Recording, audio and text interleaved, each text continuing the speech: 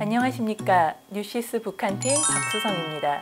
이번 주 북한 관련 핫 이슈는 문 대통령이 트럼프 미 대통령과 김정은 북한 국무위원장이 다시 만날 수 있도록 노력하고 있다는 소식입니다. 다소 뜬금없다는 생각이 듭니다. 정말 성사될 수 있다고 믿는 것인지 의아하다는 의견도 없지 않습니다. 그렇지만 문 대통령의 행보에 공개하지 못하는 여러 가지 복선이 깔려 있다는 생각도 듭니다. 그렇다면 이번에 문 대통령의 행보를 두고 굳이 이런저런 해설을 붙이기보다 차분하게 지켜보는 것이 좋겠다고 생각합니다. 이번 주 창너머 북한은 북한의 핵심 계층인 노동당원의 생활을 소개하려고 합니다.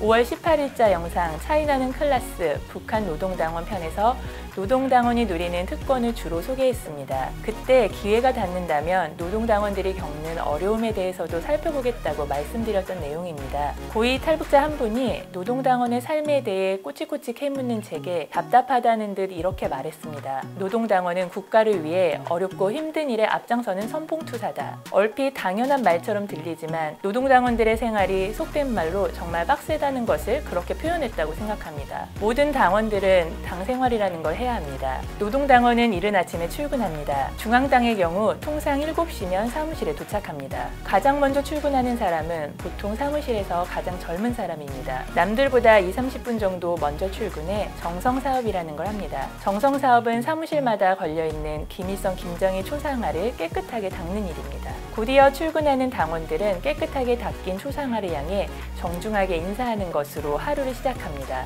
부서원들 모두가 출근하면 한자리에 모여 노동신문과 당에서 내려보내는 문건을 소리를 내가며 꼼꼼히 읽습니다. 노동신문에서 가장 중요한 기사들은 김정은 국무위원장의 위대성과 김일성, 김정일의 위대성을 찬양하는 내용입니다. 이 과정이 끝난 뒤에야 각자 맡은 업무를 시작합니다. 당 생활은 이런 일과로만 끝나지 않습니다. 신앙인이 교회나 절을 가듯 주말마다 생활총화를 해야 합니다. 생활총화는 자신의 생활을 돌아보고 반성하는 시간입니다. 일주일 동안 생활하면서 무엇이 잘못됐는지를 여러 사람 앞에서 자아 비판하고 다른 사람을 비판하기도 합니다. 다른 사람을 비판하는 걸 상호 비판이라고 하는데 자아 비판과 상호 비판을 얼마나 잘하는지가 당원의 당 생활을 평가하는 중요한 기준이 됩니다. 또 학습 강연, 영화, 문헌학습, 충성의 노래 모임 등에도 반드시 참가해야 합니다. 독실한 기독교 신앙인의 생활을 예로 들면 이해가 쉬울 수 있겠습니다. 매일 새벽 기도와 수요일의 저녁 예배, 일요일 아침 예배, 끼니마다 감사기도, 매일 성경 읽기,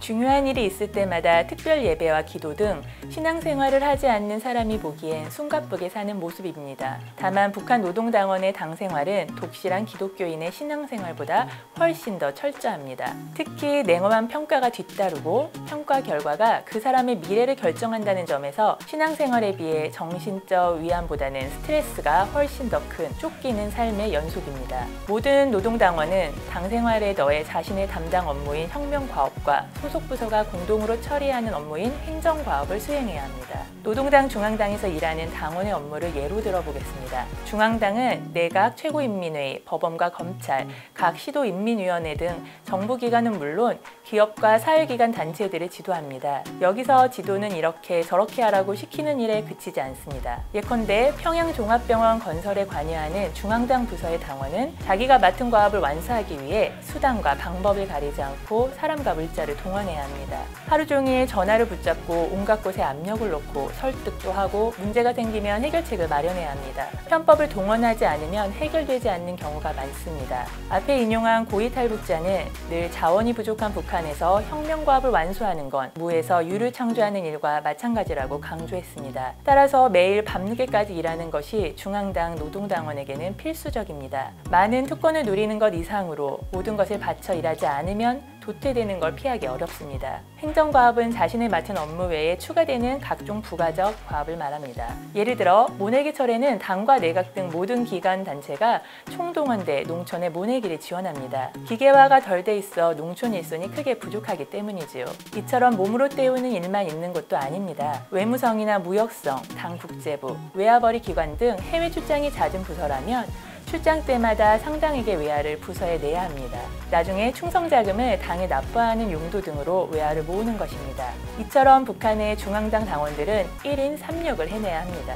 결국 앞에서 인용한 노동당원은 어렵고 힘든 일에 앞장서는 선봉투사다라는 말은 노동당원은 전방위적으로 당과 국가를 위해 헌신하고 있다는 뜻입니다. 이렇게 설명하다 보니 결과적으로 노동당원들을 너무 높게 평가하는 것 아닌가 하는 느낌도 듭니다. 그렇지만 북한도 사람이 사는 세상인 만큼 온갖 편법과 부패와 편의주의가 만연해 있는 것이 사실입니다. 지난 3월 1인지하 만인지상이라고 할 만큼 막강한 권력을 행사하는 조직 지도부장을 부패의 책임을 물어 해임했을 정도입니다. 부모나 집안의 배경이 든든한 사람은 그렇지 못한 사람에 비해 좋은 평가를 받아서 승승장구하는 일도 적지 않습니다. 평가가 공정하지만은 않다는 뜻이지요. 또 다른 고위탈북자는 자신이 노동당원으로 중요한 업무를 담당했던 것을 회상하면서 자신이 엘리트였다는 점을 자랑스럽게 생각하고 있음을 은연중에 드러내곤 했습니다.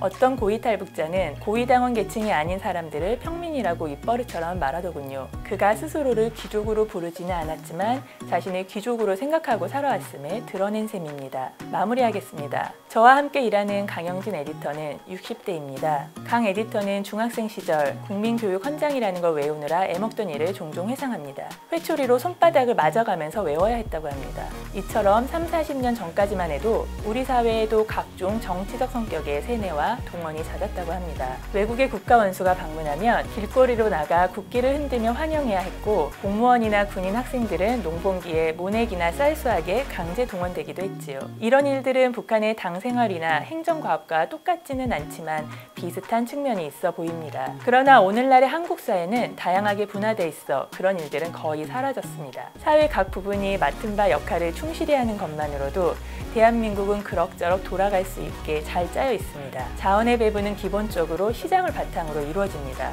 북한처럼 자원이 부족해 추진하기 어려운 일은 거의 없습니다. 노동당원이 막강한 권력을 행사하면서 편법까지 동원해야만 간신히 과업을 달성할 수 있는 북한의 시스템과는 차원이 다른 선진 시스템인 셈입니다. 한국 사회와 비교하면 북한 사회는 분화와 발달이 덜 된 사회라 할 수 있습니다. 창 너머 북한 많은 관심 부탁드립니다. 감사합니다.